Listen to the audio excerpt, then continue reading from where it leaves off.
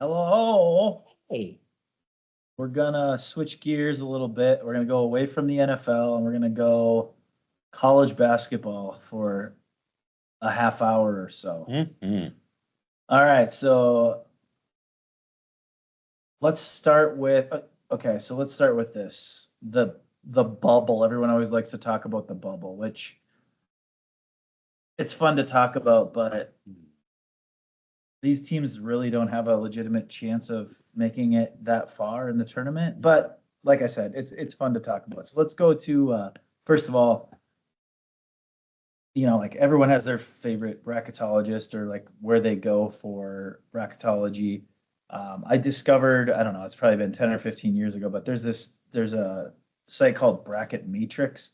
Basically says, okay, here's the top 100 bracketologists. We're going to average everything and give you basically the average of all that and tell you who's projected one, two, three seed all the way through. So obviously, you can pick your favorite bracketologist and say that they're better than the rest, but I think an average is kind of the best way of doing this. So let's just look at the last four in and the first four out as it is right now. So the last four in, this shows as being Miami, Florida. We'll talk about Miami, Ohio in a little bit.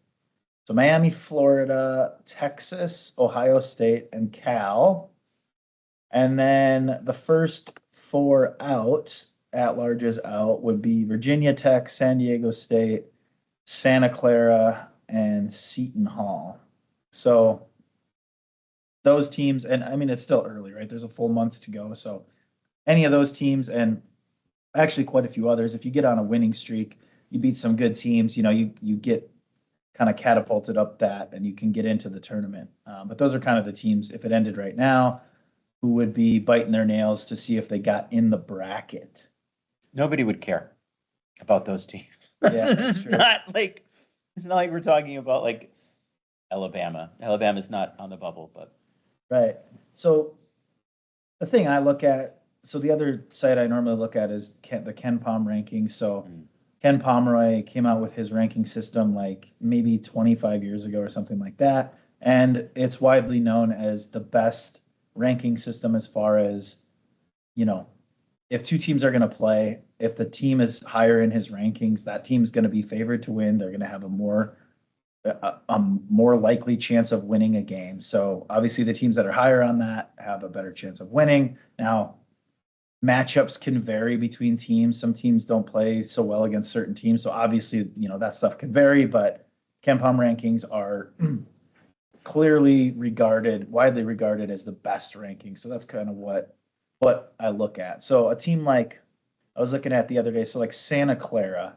So Santa Clara, I know, like great basketball school, right? They win the national championship all the time. Obviously not, but always in the discussion. So they're the third team out right now. But if you look at like this ranking system, they're number 37. So they would be the best team, the best pure like talent statistically speaking team, skill team to not make it if it ended today. So you got a team like that, Santa Clara, who would be out, and then I think the worst team that's technically in the field at this point. So you heard me say Virginia Tech's on the bubble. So by comparison, they're a 61. So 61st in the country versus 37th.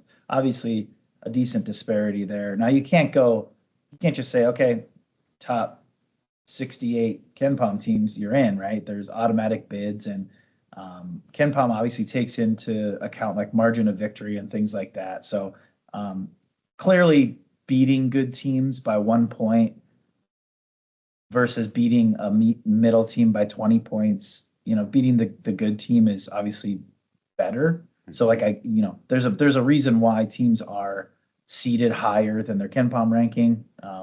But it's definitely a good, like, if you're wondering like who has a legitimate chance to actually win it all, the KenPom rankings, no team outside of like the top 20 in the KenPom rankings at the end of the season have won a national championship.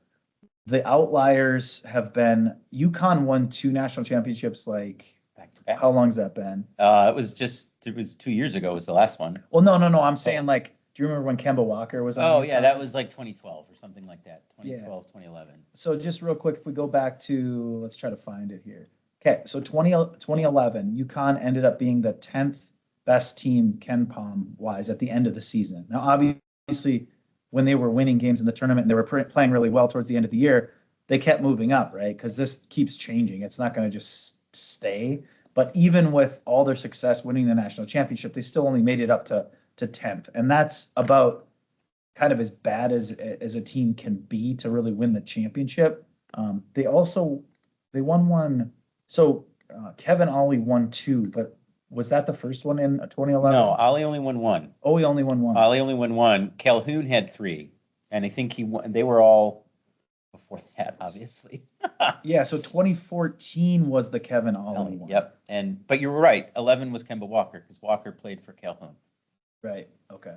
And then 2014 actually UConn made it only to 15th in the KenPom rankings, and that is by far the worst team, depending how you look at it, to win it all. Like, let's just look at the last few years. So last year, Florida, they ended up number 3. I'm pretty sure they were top 10 most of the year and top 5 actually a good part of the year too. So in 24, UConn was the best team, number 1. 23, UConn was the best team, even though they were a 4 seed. KenPom always had them towards the end of the year. They had them right up there in the top couple teams. Go back to 2022, Kansas was the 3rd best team. Was a 1 seed, yeah. Baylor in 2021 was the 2nd best team. And then 2020, there was no tournament because of COVID. But you get what I'm saying. Like, if you're not like a top 5, top 10 KenPom team, you're probably not winning the national championship. So, like, I'm sort of a Nebraska fan because I lived there for a while. I don't think Nebraska has what is the top 10 right now? a legitimate chance at going all the way. I mean, they've never even won a tournament game before. Well, they're good enough to do that, but I was looking at their schedule. Prior to getting the Big Ten, they hadn't really played anybody. Nebraska, that was a pretty soft. Right, for sure. Schedule. So right now, since we're talking about all this KenPom business, so right now it goes Michigan, Arizona, Duke, Iowa State, Illinois, Houston, Florida, UConn, Purdue, Michigan State. So those are the top 10. So in addition to, ranking them, there's also what they call a net rating. So it's basically how many points above the average team you are per 100 possessions or something like that. I think that's how it's defined. So like Michigan's 36. So if Michigan played the most average team in the country right now on a neutral floor over 100 possessions, they would be expected to score 36 more points than their opponent. So take it for what it's worth. But yeah, so that's what you're looking at.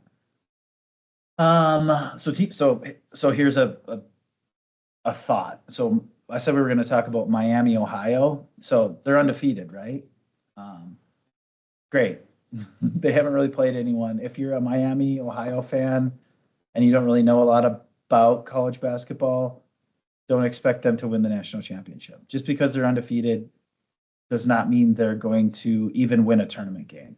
So let's just, for reference to what we've been talking about, KenPom ranking, Miami, Ohio. I think they're 89th, right? Right behind South Carolina, who has a losing record. So just to put things in perspective, pump the brakes, Miami of Ohio.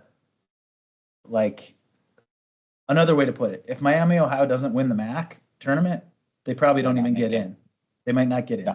Now, it is a weird case because I don't think a non-Power 5 team has been undefeated this late in the season. So they might give them the benefit of the doubt if they're on the bubble. If they're ranked, they're probably going to make it.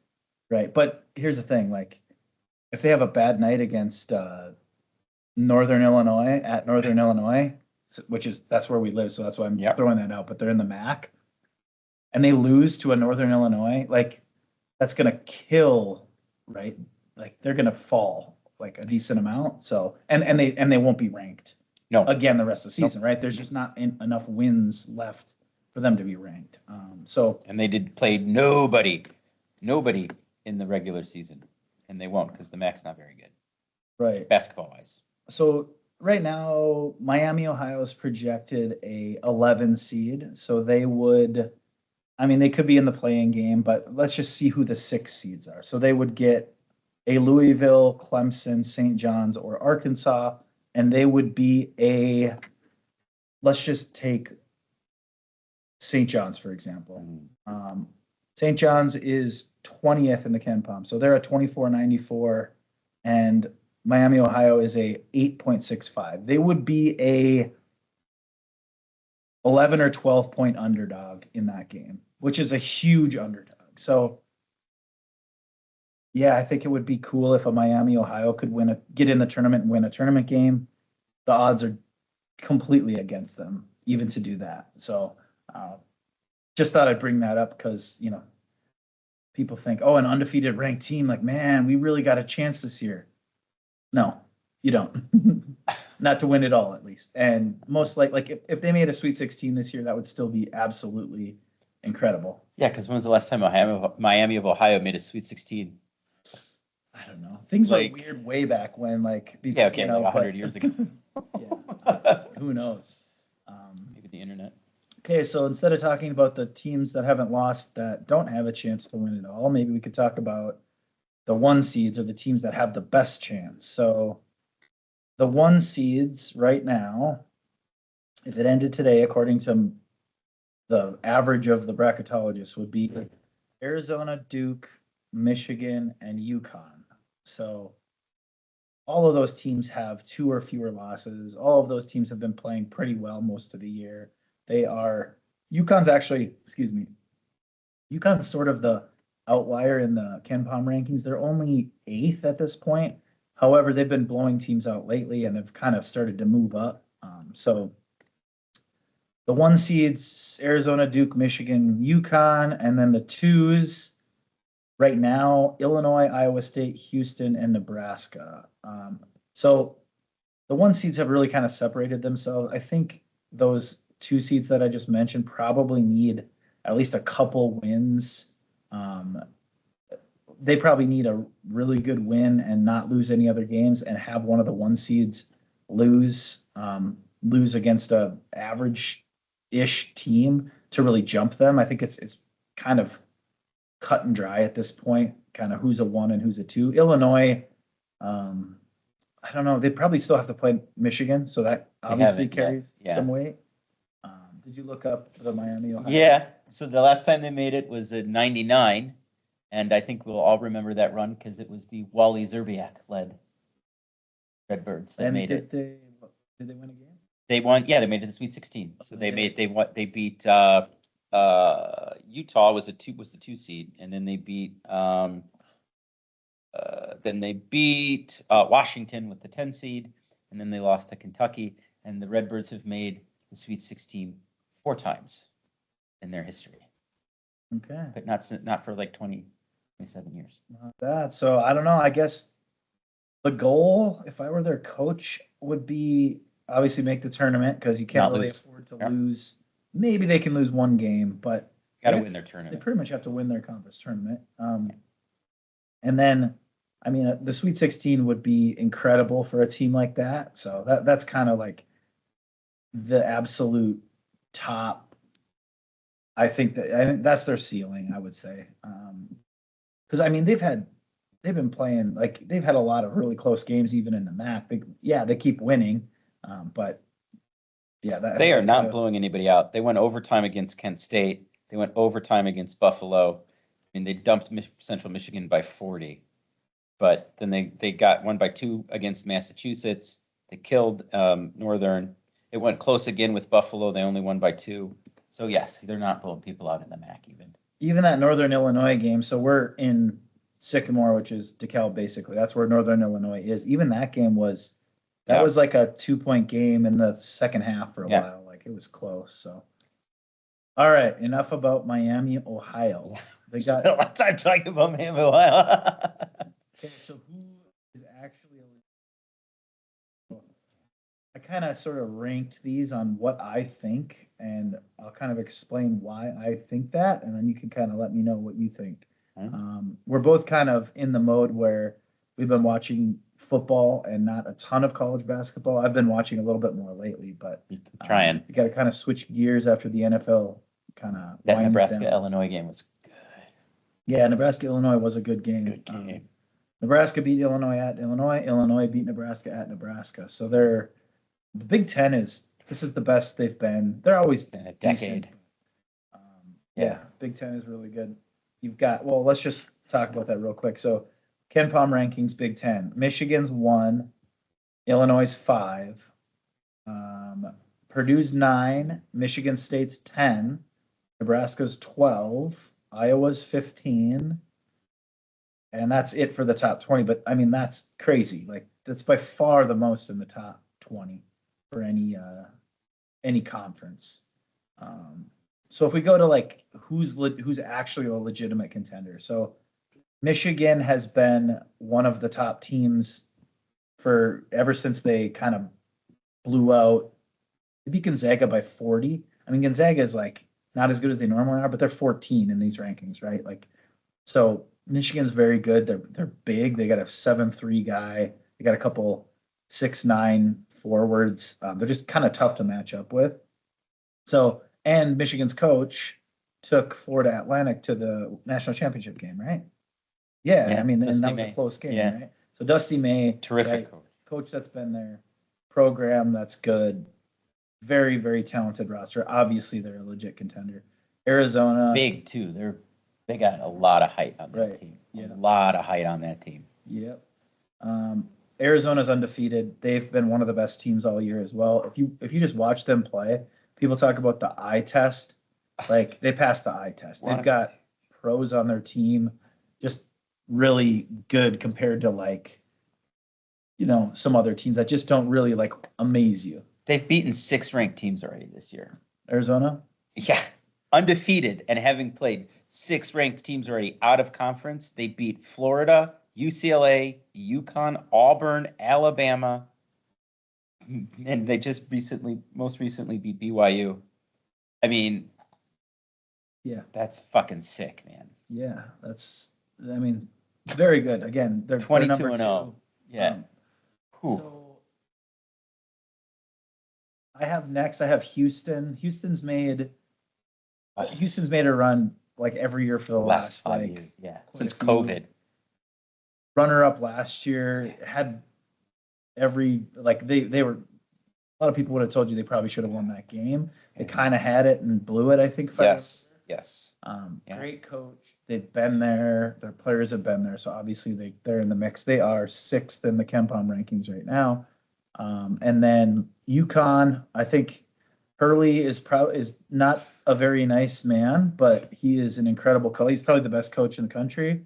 No question right now. They're sitting there as a 1 seed, 8th in the KenPom rankings, like absolutely very good chance to win it all. And then Duke, of course, they're 3rd in the KenPom. They're going to probably get a 1 seed. The ACC is a little bit down this year, so that could be a little bit of a wild card if they lose a couple games here down the stretch. I guess I could see them possibly getting bumped to a 2, but I also don't really know who beats them. UNC with the rivalry game, maybe they could get them once, but we'll see. And then Iowa State has been very good this year. Yeah. They've blown out some pretty decent teams. They're sitting there in the KenPom at 4, and they are, I believe I said, a 2 seed. Kansas has made a big run the last, I don't know, couple weeks. They have, I think, the consensus number 1 NBA draft pick in, what's his name, Darren Peterson or something like that. Super good player. And then obviously Bill Self, right? Like great coach. Obviously whenever they have a legitimately good team, like they have a chance. Where are they at bracket wise right now? There is 5 losses. 4 seed, but trending up. They're the top 4 seed. So like theoretically you could see them definitely getting a 3 or a 2 by the time it's done if they keep playing well. And then the last team in kind of like that top tier of who's a legitimate contender, I would say is Florida. They won it last year, so the coach, has won one. A decent amount of the players have won one. I do think it would be pretty tough to repeat for them just because they are an elite team, but there's 6 teams that have proven that they're better than them so far this They're year. not playing that. I mean, I don't want to say they're not playing well, but they have 6 losses, right? And in a year where you've got the top end teams are trending this late in the season with 1 or no losses. I don't know. They've lost some weird games this year, Florida. Right. And I mean, Florida's projected a 4 seed, right? So if we think about that real quick, so you get a 13 seed, right, which is a lot tougher to play than a 16 seed. So you probably beat a 13, but then you're going straight to a 5, right? So then they would get like a BYU, Tennessee, Alabama, North Carolina. That's going to be a tough game, right? Mm-hmm. And then if you win that, you get the 1 seed in your bracket. We've told you all the 1 seeds are monsters, very good. So, unless they move up, it's just really hard to win that many more games against tougher competition. But they did win one. Their coaches won one. They have some players on the team that have won. They're trending up. Like I said, they've over the last week or two, like I want to say they've moved up the Ken Palm rankings like probably 10 or 15 spots, which is quite a bit.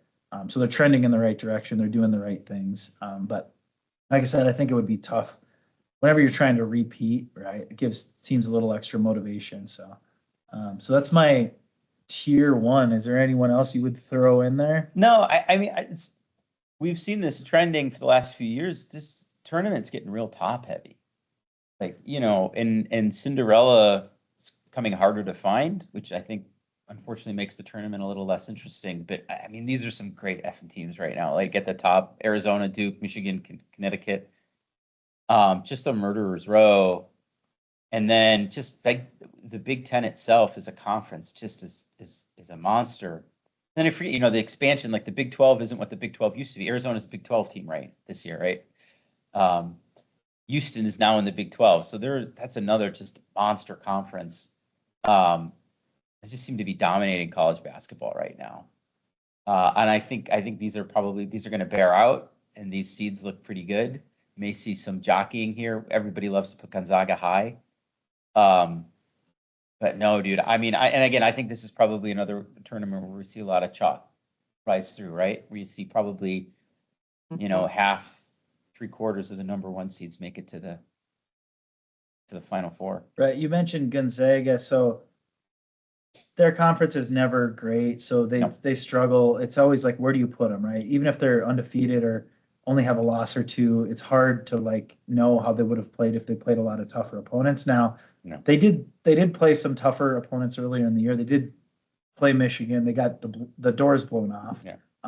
They also I just saw this the other night, like 3 nights ago. They lost to Portland. Yes, they did. Was it the same night Michigan State lost to Minnesota? So it was like 2-3 nights ago. So there were some weird losses that night. Yeah. Yeah. So I don't think so. A couple things. I think Mark Few is one of the best coaches. No question. However, I think their backcourt's a little young, and I just don't think they've shown the consistency to really make a run. Now, I don't know. Like, absolutely, they still could. Like, they're sitting as a 3 seed still. So 3 seeds can make some noise, and when you got a really good coach and a talented roster, obviously you can. I do have them in my second tier of could make a run, but it's not that likely that they would make it all the way and win a national championship. So just to be on the record, so I had, what did I have?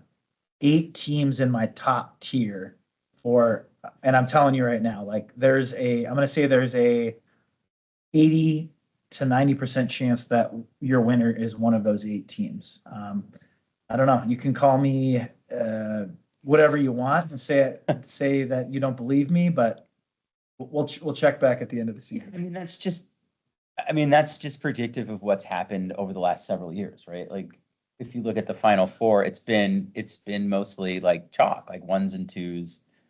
When UConn won it the first time, they were that was what, 3-4 years ago, they were a 4 seed, but Yeah, it's just the talent is rising, or the big programs are rising, and they're dominating at the Final Four. This looks right.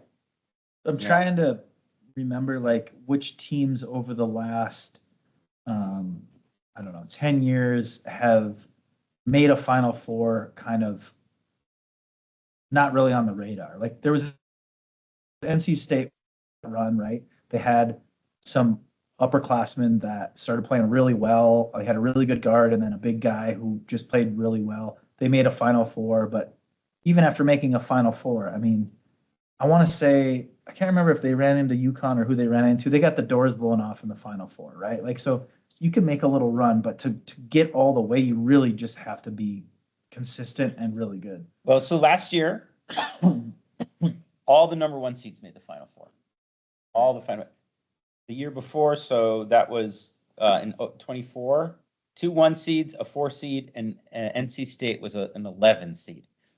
And then this is the one we were talking about, where UConn. 2023, that was kind of a fucked up year. UConn won as a 4 seed, and then San Diego State was the 5. Miami, University of Miami was a 5, and then Florida Atlantic, the Dusty May team, was a 9 seed. Right. Let's look at that. Yeah. That was 23. Okay, so Florida Atlantic. This was that year when they were.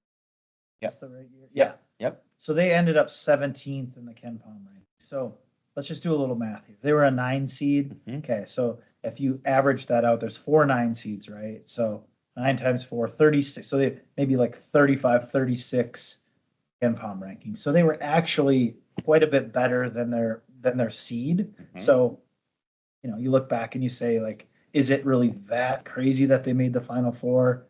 Not really. I mean, it is a little bit, but And then the runner-up was at 14, San Diego State. right. Yeah, San Diego State was a 5 seed and they were the 14 in the Ken Palm rankings. Mhm.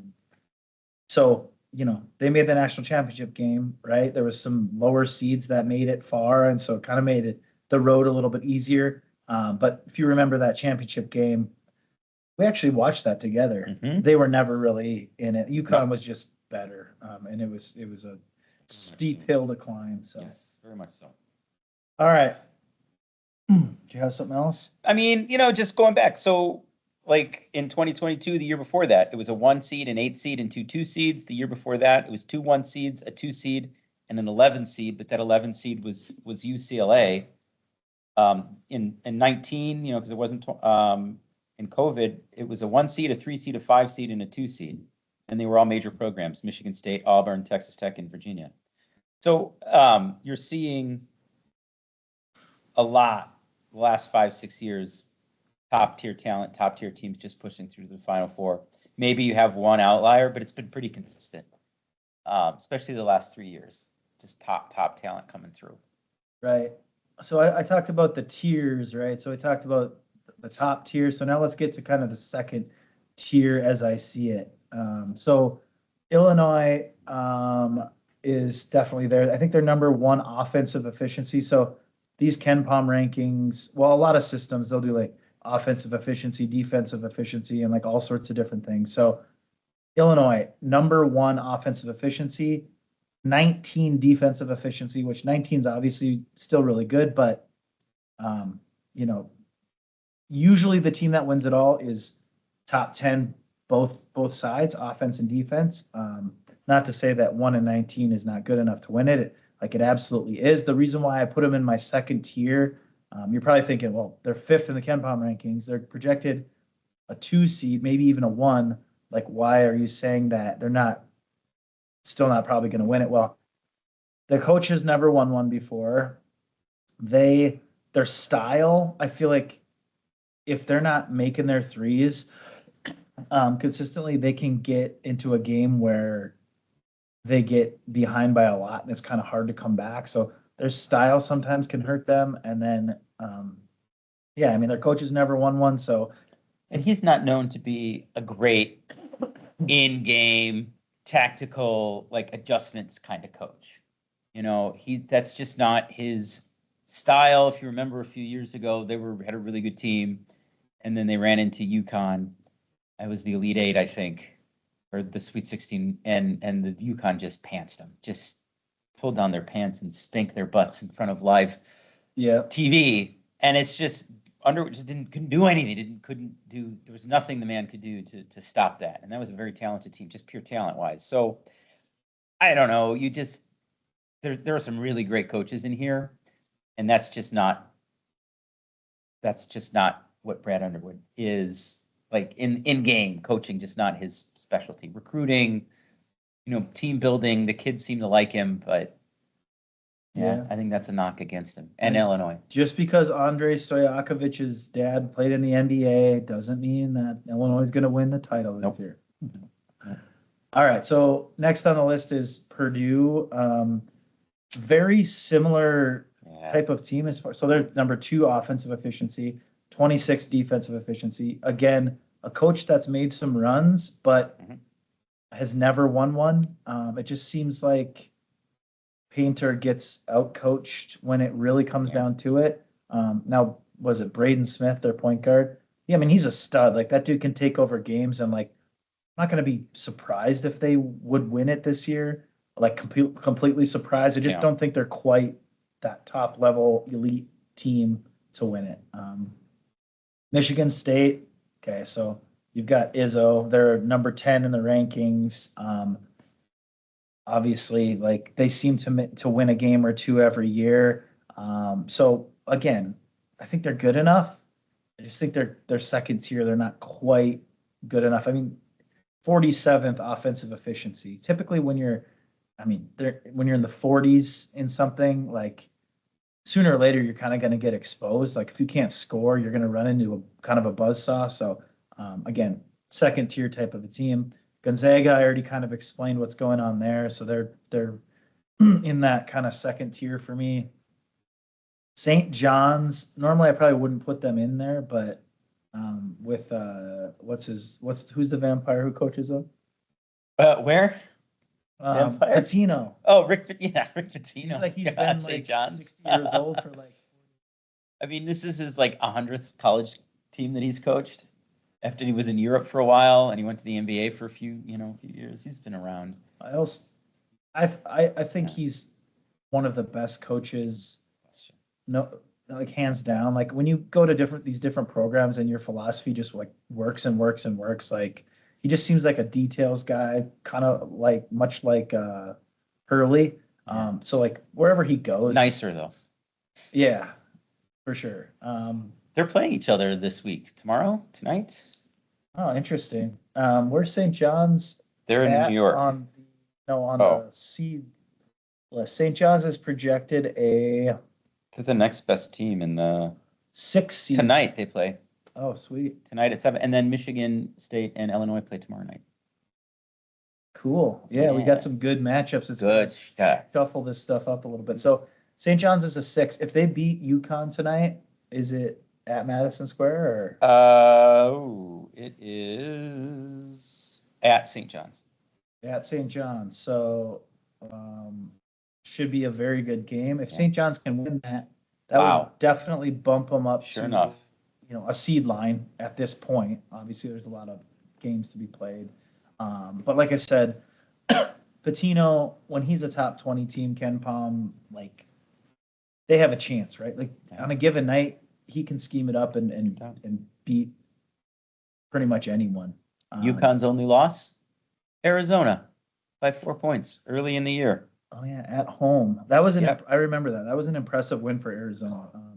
We talk about, like, has the coach won it before? Arizona's coach hasn't, and he kind of seem like they've had some really good squads, and then they fizzle. So I'm super interested to see if they can kind of get the monkey off their back, make a Final Four, and really, like, take that next step. Yeah.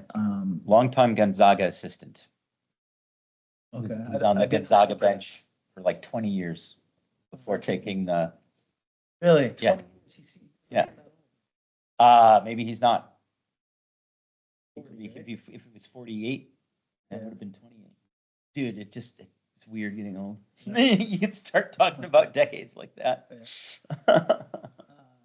Okay, and then Nebraska, like, I gotta put them in the list. Like, if you watch them play, they don't play scared. They can match up with most teams. They don't get blown out. They're just like they got like something's different this year that's never been in Nebraska. They are No very question.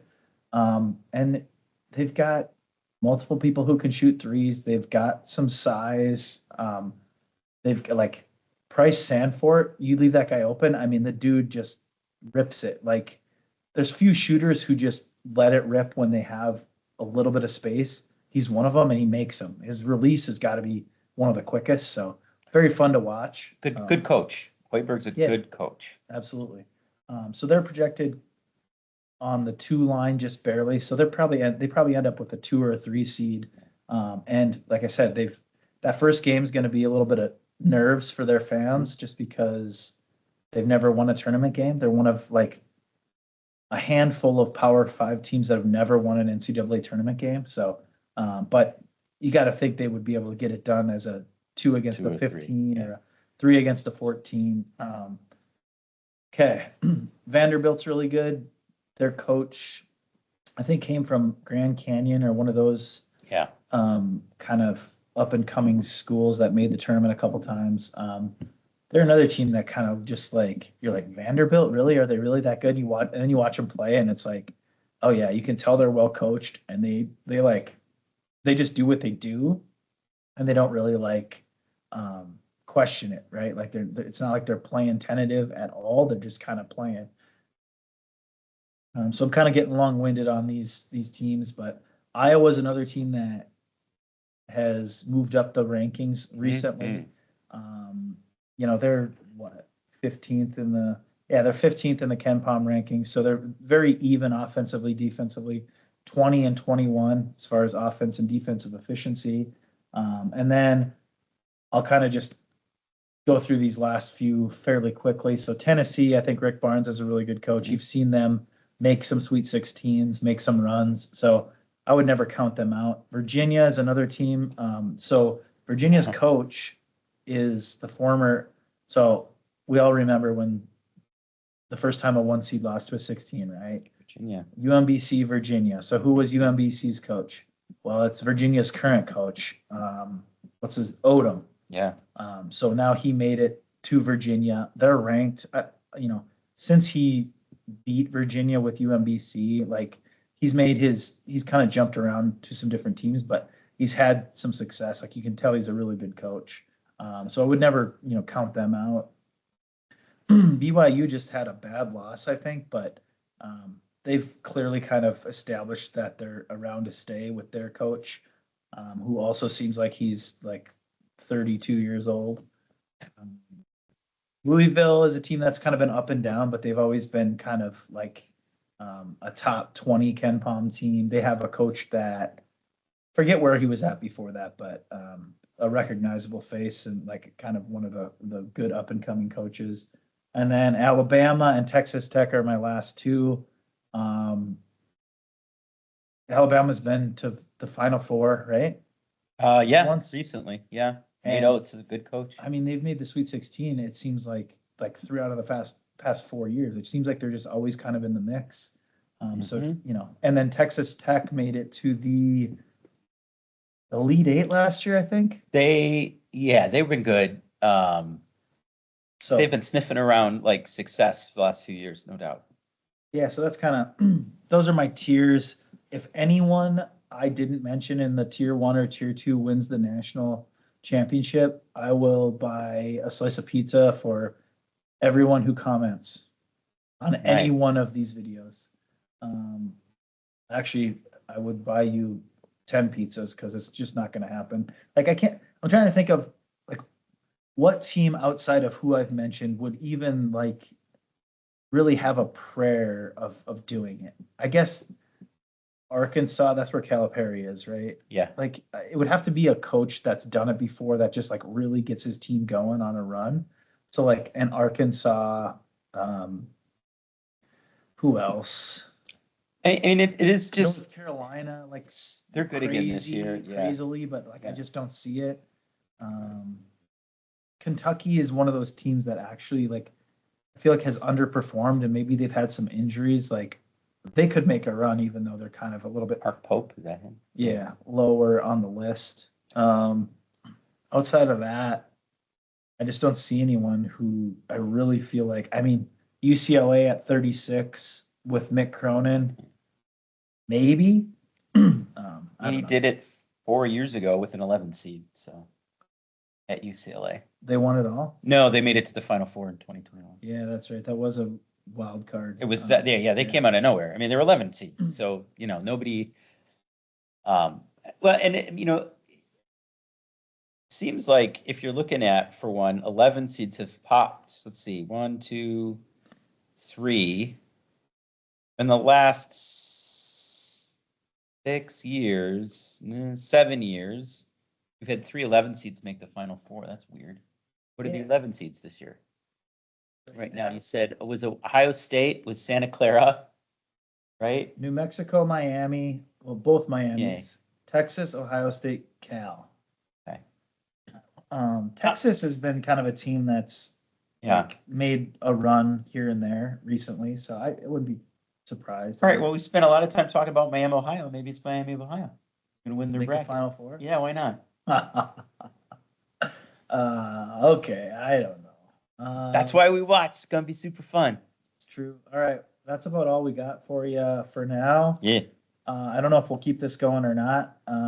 I guess if there's some jostling around on the bubble or one seeds, maybe we'll come back to you next week. Yeah. But until then, And don't miss our 4-hour podcast on Olympic figure skating. Okay. Yeah. That's coming up too. Winter Olympics it's coming up. Look for it. It might be hidden. You got to really search for it. Yep. Okay. Bye. Bye.